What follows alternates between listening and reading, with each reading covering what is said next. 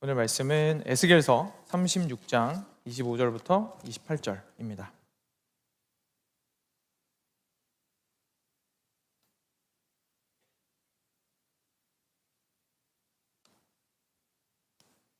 네, 에스겔 36장 25절부터 28절.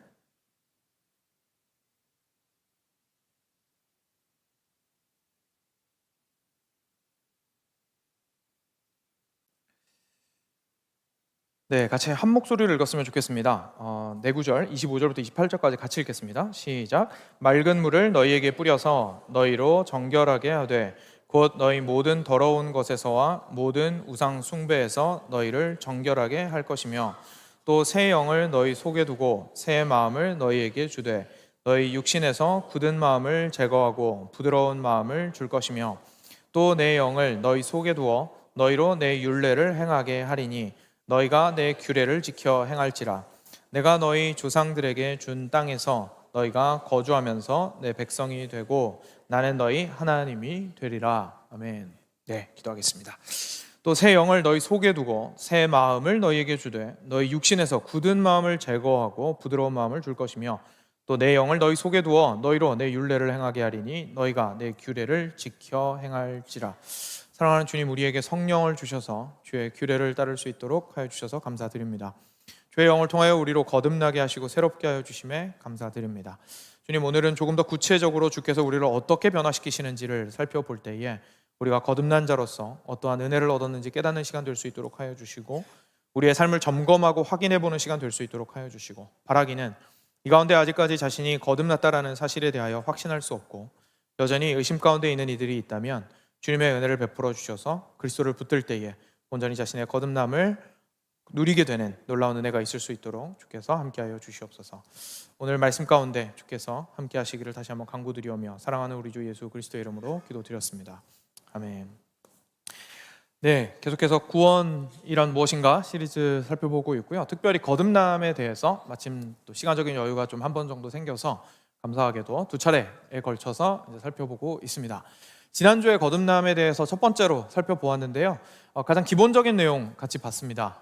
거듭남이라는 것은 속에서부터, 안에서부터 하나님께서 행하시는 것이다 라는 이야기 했었죠. 그래서 지난주 말씀 기억하실 텐데 예수님과 니고데모가 거듭남에 대해서 서로 대화 나누는 부분이었죠. 그래서 함께 니고데모가 대화를 나누면서 니고데모가 예수님께 예수님, 어떻게 해야 엄마 뱃속에 들어갔다가 다시 나올 수 있겠습니까? 라고 예수님께서 거듭나야 한다라는 말씀을 이해를 못하고 다시 물으니까 예수님께서 오직 물과 성령으로 나야 하리라 라고 하시면서 거듭남에 대해서 설명해 주셨던 것을 우리가 함께 살펴본 것이 지난주 말씀이었습니다. 이것을 통해서 저희가 한 가지 꼭 짚고 기억하고 넘어갔으면 좋겠습니다. 사랑하는 여러분, 그렇기 때문에 우리 그리스도인의 삶은요, 모든 것이 은혜입니다. 왜냐하면 우리가 신앙생활을 해나가고 그리고 신앙생활을 통하여서 받는 은혜들이 있을 때에 그중 어떤 것도 우리 노력으로서 얻어내는 게 아니라 그 모든 시작과 뿌리가 성령 하나님께서 내 안에서 새로운 생명을 창조하셨기 때문에 가능한 것임을 알 수 있어서 그렇습니다. 그래서 모든 것들이 정말 주께로부터 왔구나라는 그 사실이 우리를 감격해 하고 그 은혜가 항상 여러분 삶 가운데 충만하기를 바랍니다. 오늘은요, 그 다음에 조금 구체적인 질문을 해볼 겁니다. 그래요, 예수님께서 우리에게 성령을 통하여서 거듭나게 하시는데요, 거듭난 사람은 그래서 어떤 모습일까요? 라는 것에 대해서 좀 더 구체적으로 그 모습들을 살펴보기를 원합니다. 먼저 본문으로 바로 들어가서 그 모습에 대해서 좀 살펴보도록 하겠습니다. 본문 에스겔서 말씀, 이제 지난주에 같이 봤던 말씀이죠. 그래서 25절 말씀은 아마 기억하시는 분들이 있을 텐데 지난주에 설명을 해드렸습니다. 예수님께서 우리한테 거듭나야 하는 것에 대해서 말씀하시면서 물과 성령으로 나지 않으면 하나님 나라에 들어갈 수 없다라고 설명하셨거든요. 그래서 그때 그 물의 의미가 바로 이 에스겔서 말씀의 의미라고 이제 설명을 드렸습니다.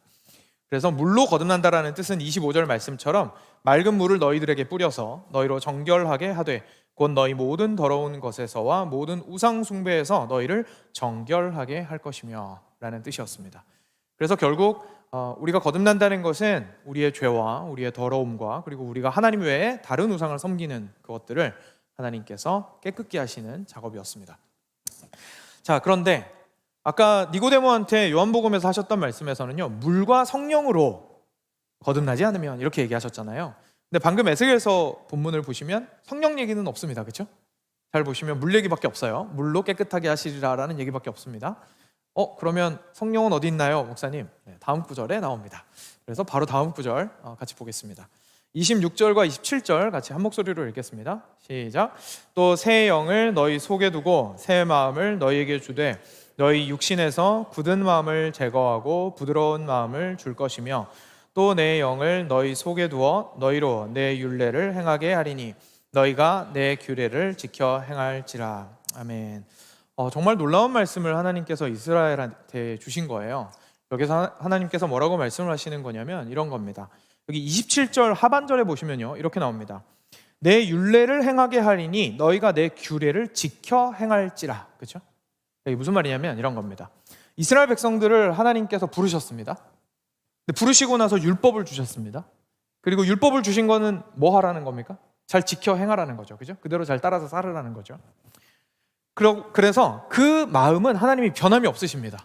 처음에 모세한테 율법을 주신 이후에요, 벌써 몇백 년이 지났습니다. 이 말씀은 에스겔을 통해서 주신 말씀인데 벌써 이스라엘 백성들이 북이스라엘 남유다 다 망하고 바벨론으로 다 끌려가가지고 포로 생활하고 있고 이제 내 나라 어디 갔나, 이제 어디 가서 하나님께 예배드리나 이러면서 가슴 아파하고 있는 때입니다. 그때 에스겔 제사장을 통해서 주신 말씀인데 그때도 하나님께서 너희들 여전히 내 율법을 지켜야 돼 라고 말씀하시는 겁니다. 그런데 뭐가 달라졌냐면 율법을 지키게 하는 방법이 달라졌습니다. 왜냐하면 그 이전에는 하나님께서 그냥 주시고요, 그리고 그 법을 따르고 순종하고 지키라고 말씀하셨습니다. 그런데 지금 에스겔을 통해서 무슨 약속을 하시는 거냐면 26절로 돌아오시면 내가 새로운 영을 너희 어디에요? 속에 두고 그리고 새로운 마음을 너희에게 주어서 너희 육신에서 굳은 마음을 제거하고 부드러운 마음을 줄 것이고 또 내 영을 너희 속에 둘 것이다 라고 얘기하십니다. 다시 말해서 이런 겁니다. 내가 이제 너희들한테 주었던 율법을 너희들이 알아서 순종하라고, 십계명도 있고 뭐 다른 율법도 많은데 너희들 알아서 의지를 막 발휘해가지고 너희들이 힘을 내서 애써서 순종하라고 얘기했었지만 새로운 방법을 너희들에게 줄 건데 순종은 해야 되는데 순종하도록 내가 도와줄 거야. 어떻게 도와줄 거냐면 안으로부터 내가 역사할 거야. 안으로부터 어떻게 역사하냐면 성령을, 나의 영을 너희들 안에 내주하게 하여서 내주하시는 성령이 너희 안에서 역사하셔서 일하시게 함으로 순종할 수 있도록 도와줄 거야 라고 얘기하시는 겁니다. 그래서 이 부분을 가지고 저희가 새 언약이라고 부르는데요, 하나님께서 예전과 완전 다른 얘기를 하시는 게 아니라 결국 같은 얘기지만 이제 더 나아진 레벨업한 방식으로 너희들을 변화시킬 것이다 라는 것을 약속해 주시는 말씀이라고 생각을 하시면 됩니다. 그런데 이 말씀에서 26절 뒷부분에 하나님께서 성령을 통해서 우리 안에 행하시는 일을 조금 그래도 다른 곳보다 구체적으로 설명해 주고 있습니다. 성령께서 우리 안에 하시는 일은 새 마음을 주시는 건데 그 새 마음을 주신다라는 게 무슨 뜻이라고 써 있습니까? 굳은 마음을 어떻게 합니까? 먼저 제거합니다. 그리고 나서 뭐 하십니까? 부드러운 마음을 주실 거랍니다. 성령님께서 우리 안에 내주하신다라는 것, 우리가 거듭났다는 것, 우리가 그리스도인이 되었다는 것, 우리가 그리스도 안에 있는 사람이 되었다는 것, 수많은 표현들이 있습니다. 그렇죠? 그것은 정말 중요한 요소를 하나 가지고 있는데 그건 바로 우리 안에서 굳은 마음이 성령에 의해서 제거되고 부드러운 마음을 가지게 된다고 말씀하시고 있는 겁니다. 이 말씀이 무슨 뜻인지 또 다른 곳을 찾아보면 더 상세하게 알 수가 있습니다. 그래서 이제 다시 몇백 년 거슬러 올라가서요, 타임머신 타고 신명기로 가보겠습니다. 신명기 30장입니다. 신명기 30장 한번 찾아볼까요? 신명기 30장 6절 말씀입니다. 이 말씀은 오늘 좀 중요한 말씀이어서 함께 찾아보시면 좋겠습니다. 신명기 30장 6절 말씀입니다.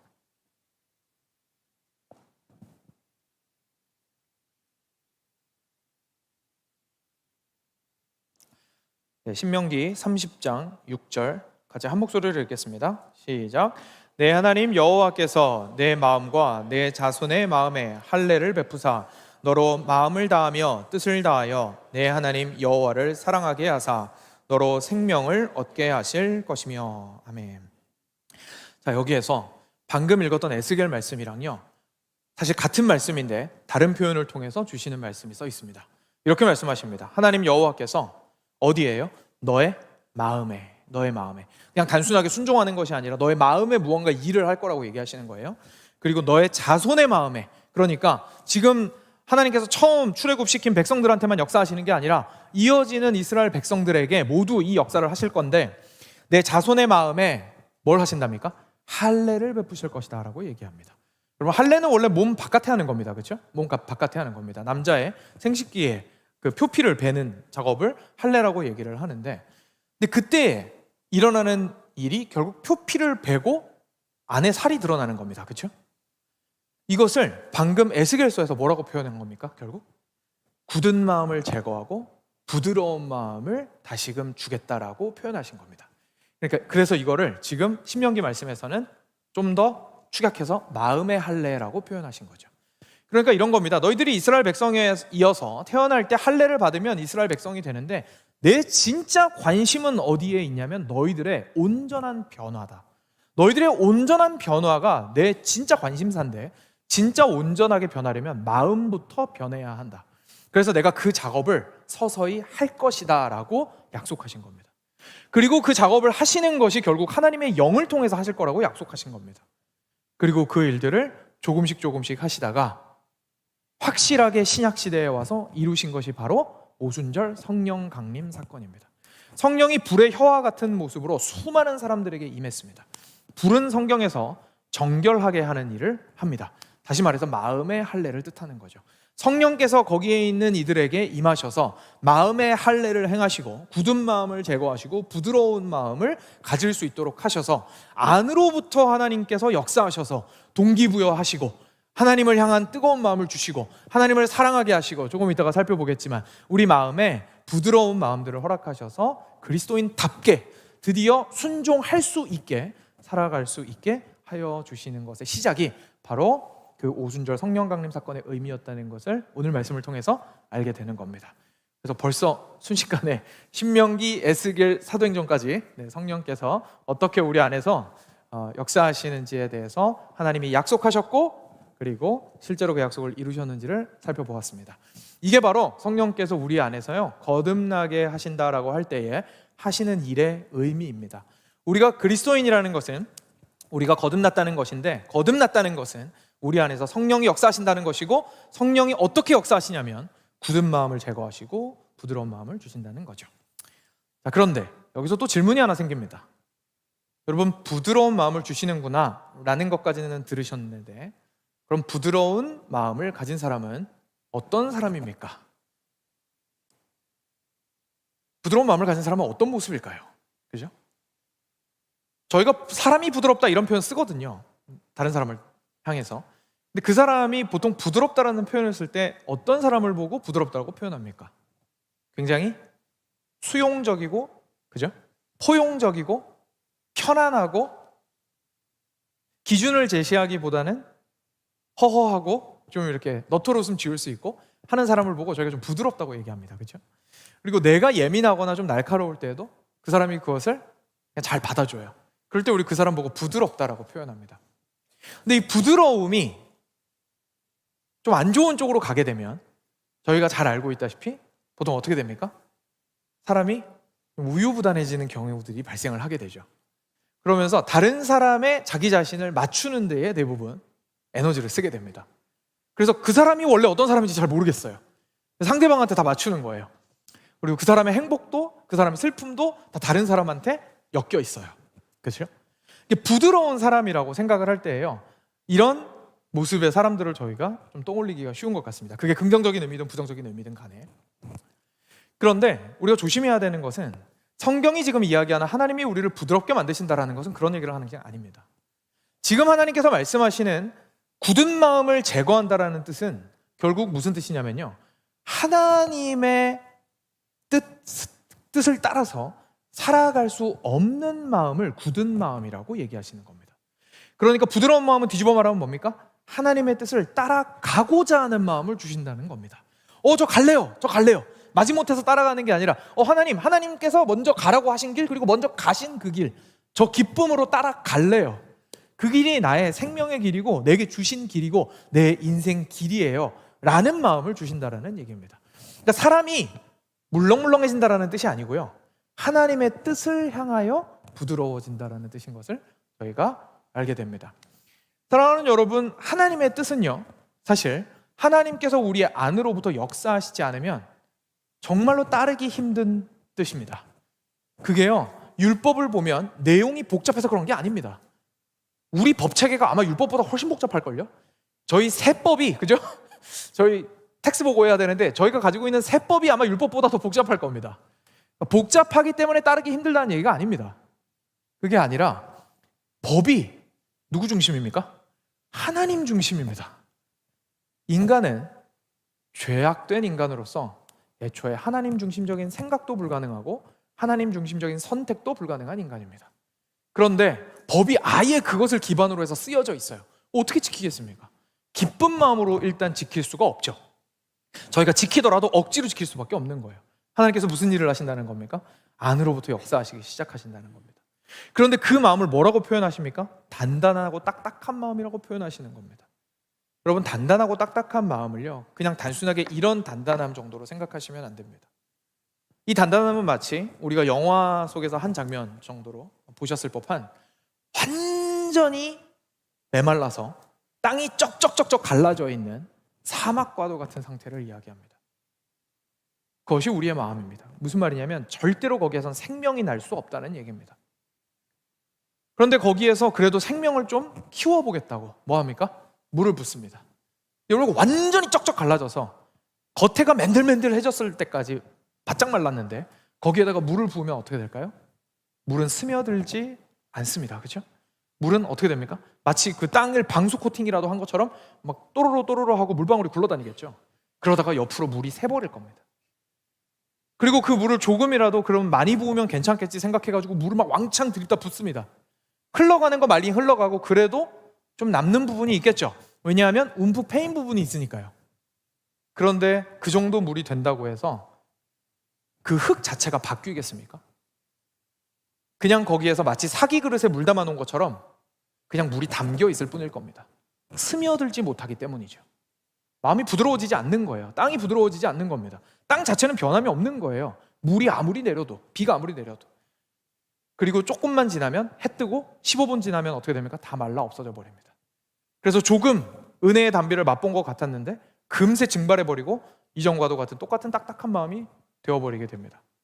이것이 우리가 가지고 있는 메마른 우리의 마음의 상태라고 이야기하고 있으신 겁니다. 그런데 이 마음을 어떻게 하신다고요? 부드러운 마음으로 바꾸신다는 겁니다. 여러분, 이 사실만 저희가 묵상을 해보아도 거듭남이 얼마나 엄청난 하나님의 위로부터 말미암는 은혜인지를 알 수가 있습니다.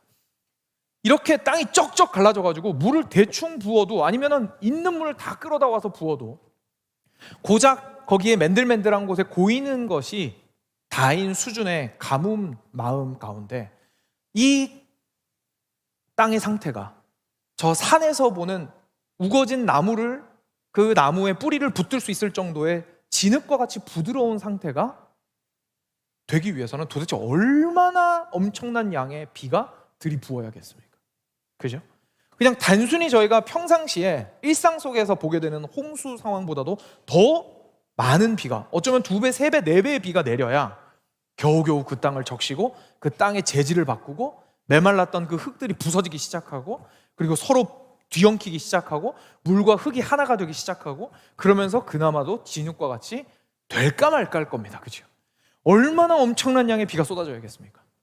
하나님께서 우리를 거듭나게 하신다는 것은, 성령께서 우리 안에서 은혜를 주신다는 것은 그런 의미인 겁니다.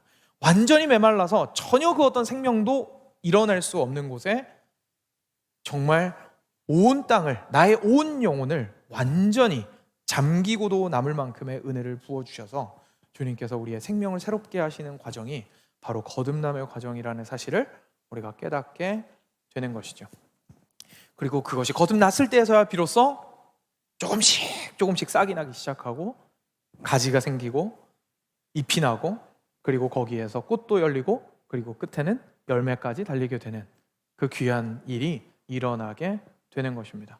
이것이 바로 거듭남의 사건이라는 것을 알게 됩니다. 여러분, 그러면 하나님께서 우리의 마음을 부드럽게 하신다라는 것이 바로 거듭나게 하신다라는 것에 대해서는 좀 알게 되었는데요. 근데 이 부드럽다라는 말이 여전히 좀 구체적이진 않습니다. 그렇죠? 충분히 구체적이진 않습니다. 우리 삶 속에서 어떤 모습으로 드러나야 그러면 마음이 부드러운 걸까요? 우리의 영혼이 부드러운 걸까요? 하나님께서 딱딱한 마음을 제거하신 사람의 모습은 어떤 걸까요? 궁금하죠. 이 질문을 저희가 구체적으로 할 필요가 있습니다. 감사하게도 역사상 이 질문을 정말 진지하게 우리보다 더 면밀하게 한 분이 있습니다. 바로 1740년대에 미국 뉴잉글랜드 지역에서, 지금으로 따지면 보스턴 있는 쪽이죠, 그쪽에서 목회를 하셨던 조나단 에드워즈라는 목사님이시자 이제 신학자이십니다. 이분이 목회를 열심히 하셨던 1740년대는요 굉장히 중요한 일이 그 지역에서 일어났습니다. 뭐냐면 제1차 대각성 운동이 있었던 때입니다. 이 표현이 좀 생소하시다면 정말 쉽게 표현하면 부흥이 있었던 겁니다. 엄청난 부흥이 있었습니다. 성령께서 놀랍게 역사하셔서요 수많은 신자들이 일어났습니다. 그리고 원래 믿던 사람들도 하나님 앞에서 회개하고 자신의 마음을 깨뜨리고 그리고 자신의 죄를 자백하고 그리고 구체적으로 사람들한테 자기가 이전에 잘못했던 잘못을 갚고 배상하고 하는 일들이 막 일어났습니다. 그 모든 과정의 한 복판에서 에드워드 목사님이 그 상황을 보실 수가 있었어요. 그리고 그분의 설교도 실제 부흥에 굉장히 큰 역할을 했습니다. 근데 지금 오늘의 우리의 관심사에 더 중요한 것은 이분이 이 부흥의 시작과 끝을 사실상 다 보셨다는 겁니다. 그리고 그 과정 속에서 성령께서 실제로 정말로 한 사람을 살리실 때에 그 안에서 무슨 일을 하시는지를 면밀히 관찰해서 신앙감정론이라는 책을 쓰셨습니다. 그래서 신앙감정론 책은 좀 두껍고요, 얇은 책들도 있는데 한 서너 권의 책들을 이것과 관련해서 쓰셨는데요. 오늘은 그 내용에서 좀 짧게나마 좀 소개를 하고자 합니다. 먼저 첫 번째는 신앙 감정론의 첫 번째 부분은요, 참된 신앙인 줄 알았는데 시간이 지났더니 사라지게 되더라 라고 하는 그런 모습들, 다시 말해서 참된 신앙이라고 참 생명이라고 착각하기는 쉽지만 사실은 아닌 기준들에 대해서 굉장히 냉철하게 열거를 하고 있고요. 그리고 뒷부분에는 참된 신앙의 모습, 참된 생명이 그 안에 있다면 진짜 거듭난 사람은 어떤 모습을 보여주는지를 뒷부분에 소개를 하고 있습니다. 그래서 우리는 그 신앙이 참되지 않은데 그래 보이는 사람들의 모습을 살펴보는 것이 우리 자신을 점검하는 데 도움이 많이 되겠죠. 그래서 그것을 좀 소개를 해드리겠습니다. 지금 소개해드리는 것보다 더 많지만 몇 가지만 말씀드리겠습니다. 5가지 정도입니다. 먼저 첫 번째는요, 강렬한 감정입니다. 여러분, 우리는 성령이 우리 가운데 임하셨을 때 강렬한 감정이 있다고 말합니다. 강렬한 감정이요, 따라오기는 합니다. 그죠? 따라오기는 합니다. 그렇지만 지금 말씀드리는 건 뭐냐면 강렬한 감정이 있다고 해서 거듭난 것은 아니라는 얘기입니다. 거듭났습니까? 라고 물어보았을 때 저는 강렬한 체험을 했습니다 라고 말할 수는 없다는 얘기입니다. 실제로 그 당시에 이렇게 기록을 남긴 다른 목사님이 있었습니다. 일반적인 신앙은 사실 우리를 구원하는 신앙보다 더 강렬한 감정을 가지기도 합니다. 무슨 말이냐면 진짜 참된 신앙을 가진 사람이랑 나중에 알고 봤더니 참된 신앙이 아니었어요. 잠깐 반짝한 사람이었어요. 누가 감정이 더 강렬했다고요? 이 사람이 감정이 더 강렬했다고요. 그러니까 감정의 강렬함이 이 사람이 거듭났다라는 것을 절대로 설명하지 못한다라는 얘기입니다. 오히려 이 반대편에 있었던 겉으로 봐서는 좀 덜 강렬해 보이는 그 사람이 사실은 끝까지 생명 있는 사람으로서의 모습을 보였다라는 것을 이야기하시고 있는 거죠. 두 번째는 또 어떤 사람들은 이랬습니다. 이 경험이 얼마나 강했던지 실제 몸이, 육신이 물리적으로 막 떨리고 신음하고 심지어 막 아프고 그리고 울부짖고 의식을 잃고 넘어지기까지 했습니다. 여러분, 지금만 어떤 목사님이나 지도자들을 통해서, 영적 지도자들을 통해서 이런 일이 일어나는 것이 아니라 이 당시에도 많이 있었습니다. 그런데 이 자체를 부정하는 것이 아니라 그런 일은 일어날 수는 있지만 그 자체가 거듭남을 의미하지 않는다는 겁니다. 거듭나셨나요? 라고 물어봤는데요, 제가 기도받고 넘어졌어요 라고 얘기하는 건 거듭남의 표지가 아니라는 얘기입니다. 왜냐하면 그 이후에 실제로 그 삶은 전혀 다른 모습을 살 수가 있기 때문이죠. 세 번째는 또 어떤 이들은 신앙에 대해서, 자기 믿음에 대해서 유창하게 그리고 열정적으로 그리고 수없이 많은 말들을 쏟아내었습니다. 무슨 말입니까? 입만 열면 하나님 얘기한다는 겁니다. 하나님이요, 오늘도 하나님께서 나에게 말씀하여 주셔서요, 내가 오늘 아침에도 얼마나 큰 은혜를 받았는지 몰라요. 하나님이 없으면 나는 안 될 것 같아요. 이 말이 나쁘다는 게 아닙니다. 이렇게 말한다고 해서 그것이 거듭났다라는 것을 의미하지 않는다는 얘기입니다. 거듭나지 않아도 이렇게 말할 수 있습니다. 네 번째로, 또 어떤 사람들은 저한테 강렬한 감정이 있었는데요, 그 감정이요 제게서 시작된 게 아니에요, 외부에서 들어왔어요, 전 그걸 확실히 알아요 라고 말했습니다. 무슨 말이냐면, 저는요 원래 그런 성격의 사람도 아니고요, 제가 막 집회 참여한 것도 아니고요, 그랬는데요 갑자기 외부에서 강렬한 감정이 저를 휩싸았어요. 그리고 저를 충만케 했고 저를 뜨겁게 했어요. 또 어떤 사람은 말합니다. 제가 가만히 있는데요, 저 그렇게 성경 많이 읽는 사람도 아닌데 갑자기 말씀이 떠올랐어요. 그리고 그 말씀이 저에게 정말 많이 찔리게 했어요 라고 얘기했습니다. 그렇지만 이건 역시 거듭남의 표징은 아닙니다. 왜냐하면 제가 한 가지 예만 딱 들어드리면 바로 이해를 하실 겁니다.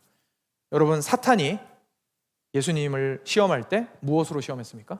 하나님의 말씀으로 시험했습니다. 여러분, 말씀을 인용하는 것과 사람의 감정을 불러일으키는 것은 우리의 육신과 그리고 사탄도 충분히 할 수 있는 일입니다.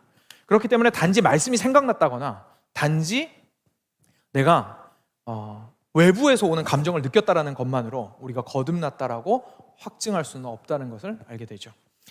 마지막 다섯 번째로, 또 어떤 사람들은 양심의 가책을 자기가 심하게 느꼈다고 말했습니다. 또는 하나님의 은혜에, 사실 이 부분이 굉장히 좀 신기한 부분인데요, 하나님의 은혜에 너무 감사하고 감격한다고 고백했어요. 근데 이것도 거듭남의 표시는 아닙니다. 다시 한번 오해하지 않기 위해서 말씀드리면, 이 자체가 나쁘다는 게 아닙니다. 그죠? 하나님의 은혜에 감사해야 됩니다. 다시 말해서 거듭난 사람은 하나님의 은혜에 감사합니다. 그런데 겉으로 하나님의 은혜에 감사했다고 해서, 그 마음이 벅찼다고 해서 거듭난 건 아니었다라는 얘기입니다. 이것 역시 한 가지 예를 들어드리면 바로 납득하실 겁니다. 느부갓네살 왕이 짐승과 같이 살다가 돌아왔을 때 하나님을 놀랍게 찬양했습니다. 그렇지만 느부갓네살 왕은 하나님을 자기 구주로서 섬기고 자기의 왕으로서 섬기며 거듭나지는 않은 사람이었습니다. 거듭나지 않은 사람도 놀라운 진심에서 심지어 우러나오는 하나님을 향한 찬양과 높임을 말로 할 수 있습니다. 충격적이게도. 그죠? 그러니까 저희도 모르게 겉으로 드러나는 모습을 가지고 사람을 거듭났다라고 판단을 하고 내가 거듭났다라고 판단을 하는 경우가 굉장히 많은 것이죠. 그런데 진짜 중요한 건 어디에 있냐면요, 다시 에스겔서 말씀을 기억해 보신다면 진짜 중요한 건 어디에 있습니까? 우리 마음에서 일어나는 일입니다. 우리 마음에서 단단한 마음이 제거되고 부드러운 마음이 생겨야 하는 거죠. 이 부분에 대해서는요, 제가 남은 시간 동안 실제로 말씀으로 들어가서 좀 설명을 드리는 게 좋을 것 같습니다. 에드워즈 목사님 말씀을 인용하기보다는 말씀이 뭐라고 말하는지 실제로 확인을 하면서 보시는 것이 훨씬 더 좋을 것 같아서요, 요한일서를 한번 펼쳐보시겠어요? 그래서 한 세 군데 정도만 좀 같이 찾아볼 텐데요, 그래서 그냥 계속 펼쳐두시기 바랍니다. 요한일서 2장입니다.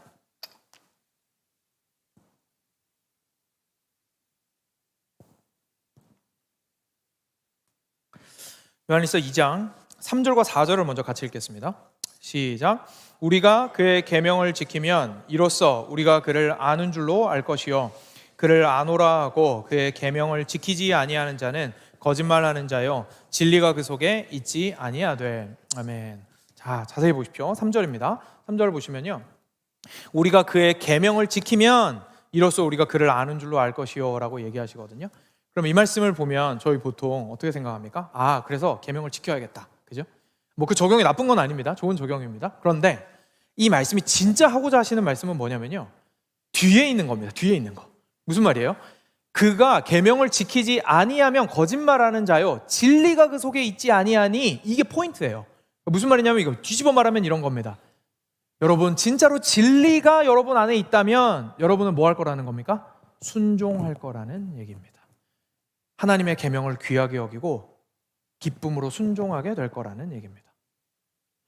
우리가 예수님을 믿는 거 하나고 그 이후에 순종하는 거 따로라고 생각하는 경우가 많이 있습니다. 아닙니다. 순종하는 마음을 주시는 것이 우리 마음을 부드럽게 하시는 성령의 역사입니다. 그래서 성령께서 우리 안에 계시다면 우리는 반드시 진리를 따라 행하고자 하는 욕구가 우리 안에서 생기게 됩니다. 하나님의 말씀이 궁금해요. 예전에는 눈치 안 보고 내 멋대로 했어요. 옆에서 사람들이 내가 못하는 거, 내가 하고자 하는 거 못하게 하면 화냈어요. 근데 이제는 아무도 뭐라고 안 하고 심지어 괜찮다고 말하는데 먼저 어떻게 합니까? 말씀으로 가요. 먼저 무릎부터 꿇어요. 하나님께서 뭐라고 말씀하시는지가 궁금해요. 하나님께서 어떤 원리와 원칙을 가지고 지금 내가 살아가기를 원하시는지 알고 싶어요. 그리고 그것을 알았을 때에 너무 부담스러울 수는 있지만 내 마음에 뭐가 더 큽니까? 순종하고자 하는 마음이 더 커요. 하나님을 향한 사랑의 마음이 내 안에 있기 때문이죠.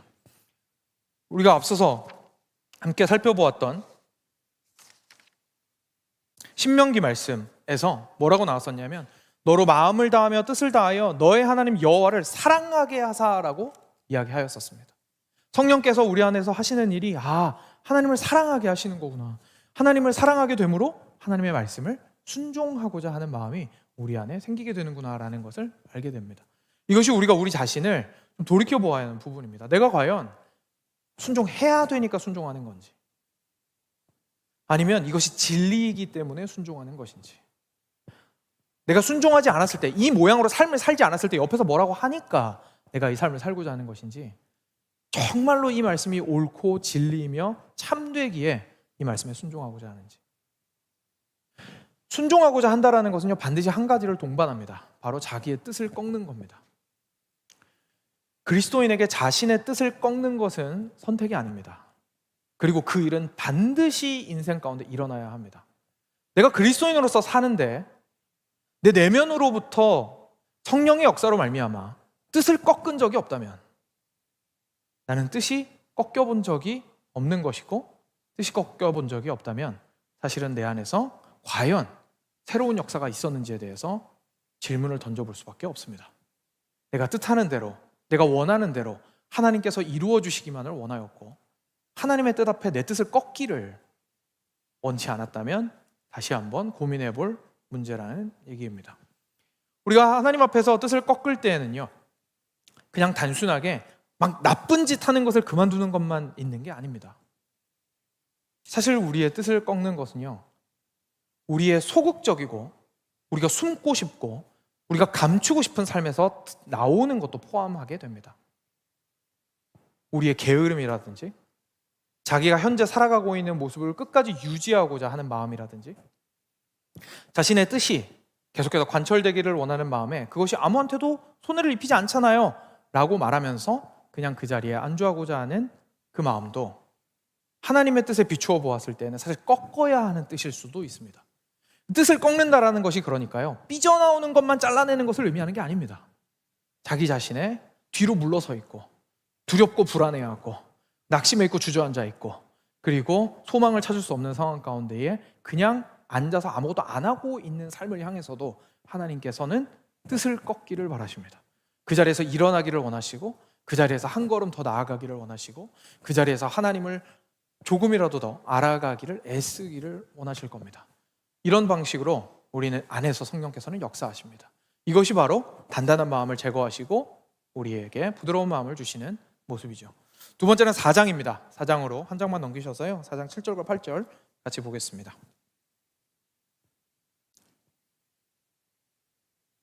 7절과 8절 같이 한 목소리를 읽겠습니다. 시작. 사랑하는 자들아, 우리가 서로 사랑하자. 사랑은 하나님께 속한 것이니 사랑하는 자마다 하나님으로부터 나서 하나님을 알고 사랑하지 아니하는 자는 하나님을 알지 못하나니 이는 하나님은 사랑이심이라. 아멘. 자, 이 말씀도 같은 패턴이 보이시죠? 예전에는 아마 보셨으면 사랑해야지 라고 적용하셨을 수 있는데 이 말씀의 초점이 어디 있습니까? 하나님의 사랑이 그 안에 있으면에 초점이 있는 겁니다. 하나님의 사랑이 그 안에 있다면 그 사람은 사랑할 겁니다. 여러분들이 사랑하지 않는다면 도대체 무엇으로 여러분 안에 하나님의 사랑이 있다는 걸 증명하겠습니까? 라고 얘기하는 겁니다, 지금 사도 요한이. 그렇기 때문에 하나님의 사랑이 여러분들 안에 있는지를 점검하십시오 라고 이야기하고 있는 것이죠. 사랑하는 여러분, 사랑하는 것은 선택이 아닙니다. 그리스도인에게 거듭났다라는 것은요, 성령께서 우리 안에 계시다는 것이고 성령께서 우리 안에 하시는 일은 우리의 마음을 부드럽게 하셔서 사랑할 수 있는 마음으로 바꾸어 가시는 겁니다. 이 사랑이 뭔가 뜨거운 연인의 사랑을 얘기하는 게 아닙니다. 이 사랑이 다시 말해서 하나님께서 원하시는 뜻대로 이웃을 대하는 것을 의미합니다. 그리고 그 길 위에 서 있는 것을 의미합니다. 나는 이제 은혜를 갓 받아서 저기 옆에 있는 큰 사랑을 하는 사람이랑은 너무 비교돼요. 그렇지만 내 안에서 살아계신 성령이 계시다면 내가 예전이라면 절대 하지 않았을 말 한마디 건넵니다. 예전에는 쳐다보지 않았을 얼굴을 향해서 인사합니다. 절대로 먼저 사과하지 않았을 사람에게 먼저 대화를 꺼내봅니다. 곁에 앉기도 쉽지 않아 했던 사람들을 마주보려고 애써봅니다. 함께 그 시간을 지낼 수 없었던 그 상황 가운데 버텨봅니다. 예전에는 내가 할 수 없었던 그 길 위에 서서 조금씩 움직여 나가는 것이죠. 그게 내 안에서 무언가가 살아있고 계속해서 성장하고 있다는 의미이기 때문에 그렇습니다. 마지막 세 번째입니다. 세 번째는 요한일서 2장과 3장인데요. 손가락으로 좀 이렇게 짚어 놓으시면 좋겠는데 2장 15절과 3장 6절입니다. 그래서 저희가 사실은 원래 두 내용인데 시간상 한 번에 살펴보겠습니다. 그래서 2장 15절과 3장 6절 같이 보겠습니다. 2장 15절 먼저 같이 읽겠습니다. 시작. 이 세상이나 세상에 있는 것들을 사랑하지 말라. 누구든지 세상을 사랑하면 아버지의 사랑이 그 안에 있지 아니하니. 3장 6절 같이 읽겠습니다. 시작. 그 안에 거하는 자마다 범죄하지 아니하나니 범죄하는 자마다 그를 보지도 못하였고 그를 알지도 못하였느니라. 아멘. 네, 세 번째로 거듭난 사람에게 반드시 드러나는 표시는 무엇이냐면요, 세상을 사랑하지 않고 죄를 미워하는 것입니다. 세상을 사랑하지 않고 죄를 미워하는 것입니다.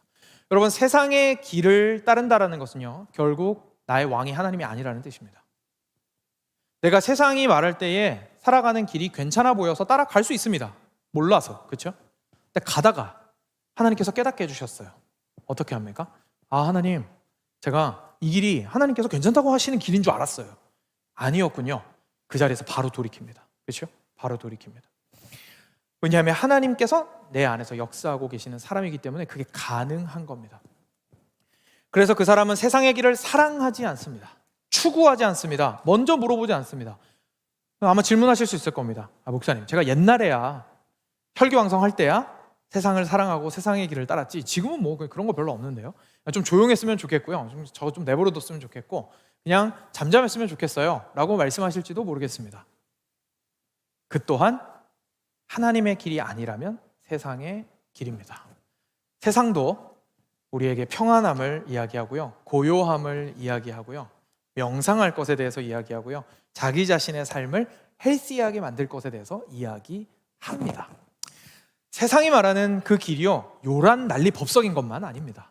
세상은 우리를 편안하게 하고 건강하게 하고 세상이 말하는 것이 우리를 행복하게 할 수 있습니다. 근데 어떻게 합니까? 현재에 안주하게 만들 수 있습니다. 하나님께서 말씀하시는 건 그런 게 아닙니다. 왜냐하면 하나님은 우리 안에 생명을 넣어두셨거든요. 그래서 그 성령을 통하여 일하셔서 열매를 맺기를 원하십니다. 그래서 우리가 앞에서 보았듯이 하나님을 향한 그 사랑으로 이웃을 사랑하기를 원하시는 것이죠. 그런데 그 이웃 사랑을 올바르게 하지 못하는 일들이 있을 수 있게 되겠죠. 죄로 넘어가면 더 당연해집니다. 그렇죠? 세상을 사랑하는 일을 하지 않으면 죄를 미워해야 된다는 건 더 당연할 겁니다. 저희가 죄를 어떻게 생각하는지를 한번 생각해 보시죠. 사실 이 죄 가운데에서 저희가요, 앞서 말씀드린 것처럼 세상을 사랑하는 것처럼 뭐 특별한 죄를 저희가 짓지 않을 수는 있습니다. 그런데 이제까지 내 인생을 형성하고 있는 죄에 주저앉아 있을 수는 있습니다. 그냥 그 자리에서 머물러 있는 겁니다. 바뀌고자 하지 않는 겁니다. 그냥 가만히 있는 겁니다. 그리고 거기에서 괜찮다라고 말하고 있는 겁니다. 그런데 하나님께서 우리 안에 넣어두신 거듭남은, 다시 말해서 성령의 역사는 우리를 가만히 내버려 두지 않습니다. 거기에서 어떻게든 움직이게 만듭니다. 나아가게 만듭니다. 왜냐하면요, 거듭남이라는 것은 다시 말씀드리지만 내가 작심하고 믿음 생활을 하겠다라는 게 아니고요, 살아계신 성령이 내 안에 들어오시는 사건을 얘기합니다. 그렇기 때문에 성령은 세상과 죄와 공존하실 수 없습니다. 그러니까 너무 미워하세요. 그래서 계속 밀어내고자 하시는 거예요. 그냥 마음이 불편한 게 당연한 겁니다. 그래서 여기에 나오는 성도는 범죄하지 않는다라는 이 표현은요, 죄를 아예 짓지 않는다라는 뜻이 아니라 죄 가운데 머무르지 않는다라는 얘기입니다. 괜찮아, 뭐 이렇게 살 수도 있지, 뭐 옆집 아무개는 이렇게 사는데 뭐 나라고 별날 거 있어? 라고 말하면서 그냥 주저앉아 있는다는 얘기입니다. 그것을 하지 않는다라는 것이죠.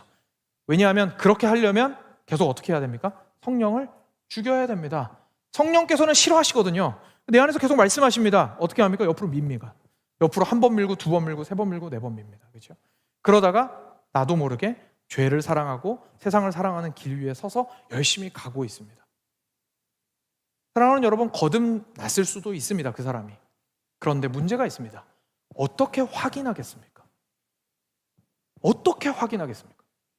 살아있는 성령이 그 안에 계시다면 죄를 미워하고 세상을 사랑하지 않아야 하는데 적극적으로 세상을 사랑하고 자신의 죄를 추구하는 삶을 살고 있다면 도대체 어떻게 내 안에 살아계신 성령이 계시다라는 것을 증명하겠습니까? 그걸 증명하지 못하면 결국 우리가 할 수 있는 거 하나밖에 없습니까? 뭡니까? 저 구원의 확신 있어요 라는 말밖에 없는 겁니다. 저 믿어요. 저 제가 확신해요. 결국은 내가 주장하는 것에 모든 근거를 둘 수밖에 없는 겁니다. 실제로 살아계신 하나님께서 내 인생 가운데서 행하시는 일을 증거로 제출할 수가 없게 되는 것이죠.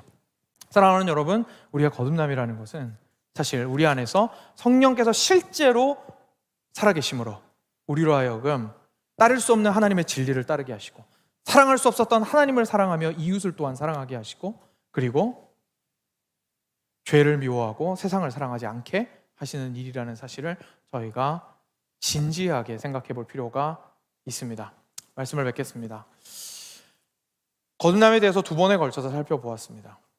앞으로 오늘이 끝이 아니라 다음 주부터 진행되는 내용도요, 사실 거듭남에서부터 출발하는 내용들입니다.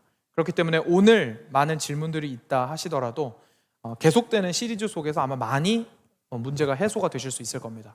그럼에도 불구하고 좀 질문이 많이 생기신다면 얼마든지 저한테 질문해 주시고 순장 순모님들 통해서 전달해 주실 수 있도록 하시면 제가 좀 도움을 드릴 수 있도록 하겠습니다. 그런데 마지막으로 한 가지만 기억을 하고 넘어갔으면 좋겠습니다. 여러분, 이 거듭남에 대한 놀라운 가르침은요, 사실 우리한테 정말 큰 위로를 줍니다. 왜냐하면 거듭남이 내 믿음이 얼마나 대단하냐의 문제가 아니라 성령께서 계시느냐 아니냐의 문제였구나 라는 사실 우리가 깨닫게 되는 겁니다. 그러니까 그게 무슨 말이냐면요, 내 신앙생활이 얼마나 겉으로 봤을 때 대단해 보이느냐보다 뭐가 더 중요한 겁니까? 살아있느냐 죽어있느냐가 더 중요한 겁니다. 어떤 사람은요, 평생을 하나님을 떠나서 살아있다가 이제 거듭나서 겉으로 봤을 때는 티도 별로 안 날 수도 있습니다. 그죠? 어떤 사람은 가정교육을 너무 잘 받았어요. 그래서 겉으로 봤을 때는 완벽해요. 기도도 너무 잘해요. 그죠? 모든 것이 그리스도인다워요. 그런데 그 안에 생명이 없을 수도 있습니다.